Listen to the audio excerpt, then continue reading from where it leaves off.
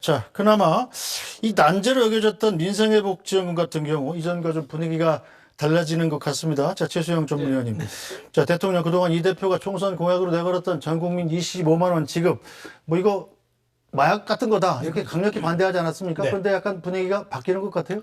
그렇습니다. 처음에는 왜 그렇게 이야기했냐면 이렇게 25만 원 지원할 경우에 총 18조 예산이 들어가는데 이게 추경으로 편성해야 합니다. 그런데 더 중요한 건 이게 다 국채를 발행해야 되는 거거든요. 네.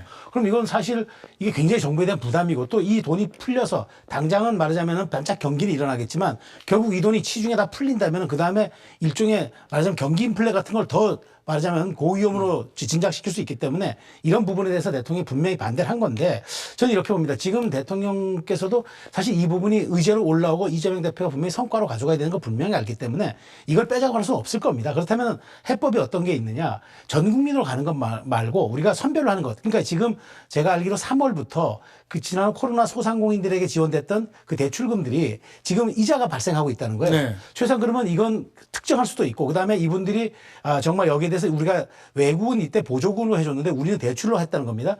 여기에 대해서 제한적으로 이 부분에 대해서 딱 특정할 수 있기 때문에 여기에 대해서 그렇게 지원한다 그러면 이거는 재난 지원에도 부합하고 그다음에 경기 부양도 될 수가 있고 소상공인에 대한 여러 가지 부담도 덜어줄 수 있기 때문에 이른바 민생 그다음에 성과라는 측면에서 양쪽의 명분이 맞아떨어질 수도 있고 신뢰도 되기 때문에 네. 그런 점으로 좀 한번 가보는 건 어떻겠냐 고민할 수 있을 것도 같아요. 그래서 저는 이 문제가 약간 대상과 금액의 문제지 그다음에 방식의 문제지 이걸 가지고 제가 보기에 틀어지거나 할 것 같지는 않아서 이 문제는 아마 전 조기에 결론 나올 것 같은 생각이 듭니다. 네, 자, 김수희 평론가. 그런데 이 국가를 운영하는 입장에 있지 않습니까? 대통령. 지금 뭐 뉴스에도 나옵니다만 이 국가 법인세 뭐 한 10%, 20%를 담당했던 삼성전자, SK하이닉스가 지난해 법인세를 0원을 냈단 말이에요. 그러니까 적자가 나면서 세금이 안 거치고 있습니다. 그런데 13조 원이 드는 재원이 드는 이 건을 과연 대통령이 받을 수 있을 것인가 하는 거기에 대한 의문은 좀 있어요. 저는 민주당이 오히려 대통령을 더 맹렬하게 비판할 수 있는 방법이 있었다고 생각하는데 이런 추경 편성뿐만 아니라 부자 감세 등에 대한 철회를 네. 요구하는 것이 굉장히 마땅한 거였다고 봐요. 그런 의미에서 민주당이 오히려 좀 부족한 측면이 있다. 더 공세를 펴서 부자 감세도 철회하고 그걸 가지고 이제 추경에도 쓰자라고 얘기하는 게 더 나았을 거다라고 생각합니다. 근데 어쨌든 추경 예산 편성의 필요성이 있다고 봐요. 왜냐하면 올해 같은 경우는 이제 민간 소비 증가율 같은 경우가 지금 예측되는 게 2%가 안 됩니다. 1.6%인데 이 작년에 1.8%보다 더 낮은 그런 수치거든요. 그리고 이게 예상이 그런 거지 하반기에 소비가 또 부진하다면 이조차도 안 될 수도 있습니다. 그렇다면은 이 소비를 조금 더 진작해주기 위한 그리고 내수를 활성화하기 위한 추경 예산 편성 자체는 좀 불가피한 측면이 있습니다. 그리고 윤석열 정부가 올해 상반기에 예산 조기 집행 이런 것들을 굉장히 강조를 했거든요. 네. 그러면 상반기에 이제 한 65% 예산을 쓸 계획인데 그러면 하반기에 재정 절벽이 올 수도 있습니다. 이런 것들을 고려했을 때는 저는 추경 예산의 편성 자체는 불가피하고 그 점에서는 민주당이 합리적으로 압박을 하고 있는 건 맞다라고 보여집니다.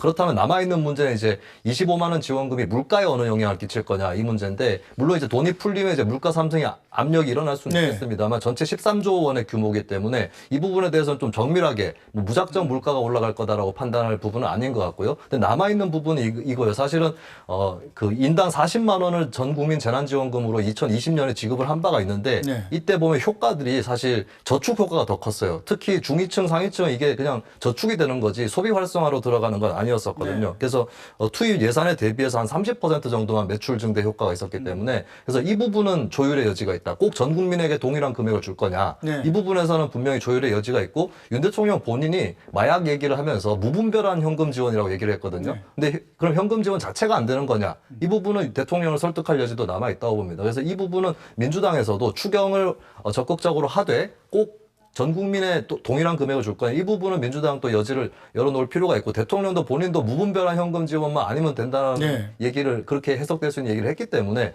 저는 조율 가능한 문제다라고 생각합니다. 네, 어쨌든 대통령 임기 시작 후에 처음으로 이루어지는 여야 영수회담이기 때문에 참 기대가 크고 그만큼 관심도 높은 것 같습니다.